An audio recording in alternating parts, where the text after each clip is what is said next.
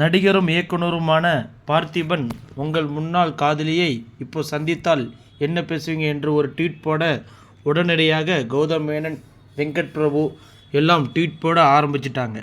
இயக்குனர் சேரனும் தனது ஆட்டோகிராஃப் கதையெல்லாம் எழுத ஆரம்பித்து விட்டார்.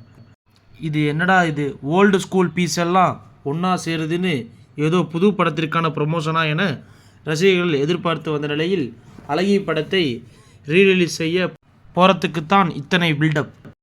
அதற்கு பிறகு கோட் அப்டேட் சூன் என ட்வீட் போட்டு ஆல் எஸ்கேப் ஆன வெங்கட் பிரபு தற்போது வெளியிட்டுள்ள நிலையில் விஜய் ரசிகர்கள் அவரை சுற்றி வளைத்து கமெண்ட் பக்கத்தில் கதறவிட்டு வருகின்றனர். தமிழ் சினிமாவில் புதிதாக வெளியாகும் படங்கள் எல்லாம் சொல்லிக்கொள்ளும்படி இல்லை என்பதால் திரையரங்க உரிமையாளர்கள் பழைய சூப்பர் ஹிட் படங்களை மீண்டும் ரீரிலீஸ் செய்து கல்லா கட்ட தொடங்கியுள்ளனர். புதிய படங்கள் 3 நாட்கள் கூட ஓட முடியாத சூழ்நிலையில் ரீரிலீஸ் படங்கள் 3 நாட்களில் நல்ல வசூலை ஈட்டித் தருவதாக கூறுகின்றனர். அந்த வரிசையில் வரும் மார்ச் 29ஆம் தேதி தங்கர் பச்சன் இயக்கத்தில் பார்த்திபன் நடித்து வெளியான அழகி திரைப்படம் ரீரிலீஸ் ஆக உள்ளதாக அதன் அறிவிப்பை தற்போது வெங்கட் பிரபு தனது ட்விட்டர் பக்கத்தில் வெளியிட்டுள்ளார்.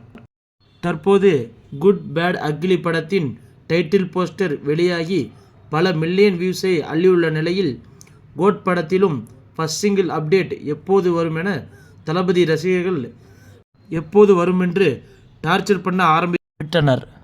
வெங்கட் பிரபு ட்வீட்டுக்கு அவரது கமெண்ட் பாக்ஸில் என் தலைவன் கோட் படத்தின் அப்டேட்டை தவிர மற்ற படத்தின் அப்டேட்டை எல்லாம் விடுறீங்க, நாங்கள் பாவம் இல்லையா என்றும் இதுதான் வெரி சூன் அப்டேட்டா, ஒரு அளவுக்குத்தான் அமைதியாக இருப்போம் என வெங்கட் பிரபு ஒரு ரவுண்டு கட்டி உள்ளனர்.